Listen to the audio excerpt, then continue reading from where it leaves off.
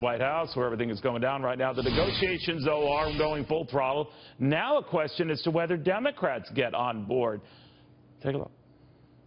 It'd be great if we could find a way to work together and not make this a political football. It's unfortunate that Democrats have no interest in solving a problem they created, but Republicans are committed to it. We recognize the urgency. We recognize that people are looking to us to find relief. Well, do you think the president should get more involved then? He's a pretty effective communicator in his own right. Do you think he should be ringleading this effort? Does he want to? What are people saying? The president, yeah, by having the senators over at the White House yesterday, I mean, that was amazing. All right, so what's the follow-through? Let's ask Georgia Republican Congressman Doug Collins. Congressman, very good to have you. Thank you. Neil, it's good to see you again. You know, this idea of getting Democratic help, it seems a little after the fact. The irony, of course, being, as you and I have discussed, that at least in the terms of this Senate measure, they didn't really quite repeal Obamacare. They changed it, some of the funding for it, some of the requirements behind it, but you still have the government actively involved in health care. So they could have gone ahead and told Democrats, all right, we're not going to repeal this, we're going to change it, but we're not going to repeal it, and this whole battle for votes would be a moot point, right? Well, I mean, I think it would at a certain point, but you also have to understand, and this is a fundamental question. I've talked about this before. I mean, when you got states like West Virginia, Joe Manchin, I have a question. If this bill is something you don't want to deal with, then explain the 160% plus increases in premiums. For Missouri, with Ms. McCaskill, explain to your constituents the 140% increase in their premiums. Looking across the board where Iowa is being left without insurance, what we have failed here is the simple fact that the system is failing. We have got to look at it, and you have mentioned even before in this segment that as we look ahead, Medicaid, this was a Medicaid issue to start with. We have got to get the handle on this because this is our driver for future debt, for future deficit. These are the things that have to be dealt with. But also at the bottom line, we've also got to bring it in the person that's forgotten here, and that's the mom and dad, the person who needs insurance, the person who wants to have health security. We've dealt a lot with health insurance. I think what Republicans and me, myself included, are trying to say health care and not just health insurance. You know, Congressman, I think what happens when a program gets relied on and they keep raising the income ceiling, which you can benefit from it, Medicaid comes to mind. Yes. It's hard to reverse that. So as more and more people become eligible for Medicaid and then get used to that funding for Medicaid, even though it's extended now to living in nursing homes, what have you, assisted living centers and the like, for Republicans then to talk about changing the qualifications or reducing the income levels at which you get Medicaid, good luck with that.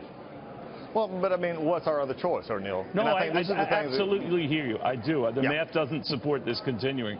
But that is going to be a tough route because some moderate senators are the first to say, no, no, no, no, leave it alone.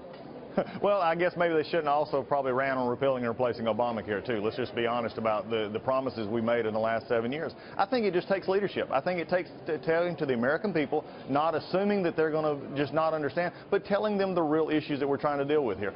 It's expansion states who've actually put able-bodied adults on top of a Medicaid system that was supposed to be for the poor, the needy, the blind, who are basically being squeezed out. I have a daughter who is disabled, and we're putting in certain states, we're adding Medicaid to able-bodied adults. These are the kind of things we just have to be honest with people about. Say, here's how we're trying to make access. That? You're very good on these issues and comfortable explaining the big picture stuff. And as we tried to touch on in the beginning, sir, about how this was meant for roughly 4% of the poorest part of the population, now it's 40%. But there's no one with Ross Perot type charts these days doing that. I understand the conundrum you face about explaining that in a media environment where your view is not the view that the media will want to hear. But who's going to do that? Well, I don't know, but Neil, I'll start here. I'll start with myself, and I'll try and encourage all of our other members to say this is what we need to go out and fight upon, because I believe that this is a battle worth fighting for. It's what we've talked about. And granted, in October of 2013, the landscape changed. When Obamacare and the exchanges were first put on with that disastrous website rollout, people began to have something that they were promised was going to solve their problems. But look at where we're at right now. People lost the insurance. They couldn't keep the doctor they wanted. We're having issues with people having insurance through the exchanges, but deductibles bills so high that they can't pay them, or better yet, having insurance but no doctor willing to take them. You talk about being a cruel reality that the Democrats want to address, and I'd love to see one of them come and say, here are the realities in my district on people who got messed over by the Obamacare failure. What are you willing to do now? Are you just simply willing to stand behind your talking points, or are you willing to say, yep, this is a problem, and we need to look at the overall health of our country, not just our specific political viewpoints? Yeah, no, you're right about that, because right or left, Republican or Democrat, someone just has to explain whether you like what we're working on or you hate what we're working on.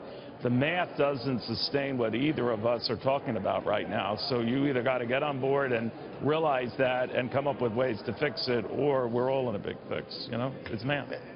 Exactly right, and I think that's where there's the honest discussion. That's why coming on, talking with you, encouraging others to be a part of this, because this is something that matters to people. My viewers are already geniuses. You know what I mean? You're preaching to the choir. They're all Mensa material. You know what I mean? We help any way we can. Okay. Thank you very much, Congressman. It's very good having you.